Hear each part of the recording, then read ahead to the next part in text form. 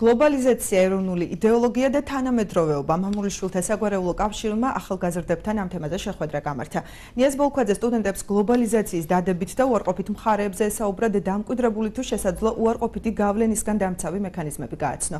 ორგანიზაციის თავმჯდომარის განცხადებით მთავარი ბერკეტი ეროვნული იდეოლოგიის განმტკიცება, აღზრდისა თუ ეთიკის საკითხები ქვეყნის საშინაო და საგარეო კურსი იქნება.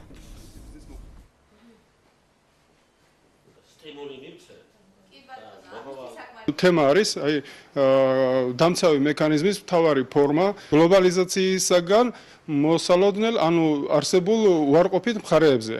არის დამცავი მექანიზმები და ეროვნული იდეოლოგია სწორედ ეს არის რომ კონკრეტულად აღზრდისა და ეთიკის საკითხების საგარეო და საშინაო პოლიტიკა, ეროვნული დოლულათის წარმოება და ასე შემდეგ. ანუ ეკონომიკა ამ საკითხებზე. ჩვენ უნდა მივიღოთ, გავფილტროთ, ასე ვთქვათ, ეროვნული უпростоრად საზოგადოებიდან შემოსული საზღვარგარეთიდან ცივილიზაცია, ტექნიკური პროგრესი, განვითარება, ამას ჩვენ მივესალმებით, მაგრამ არ უნდა მოხდეს ჩვენი ეროვნულობის, არ უნდა მოხდეს ჩვენი თვითშეგნების წაშლა.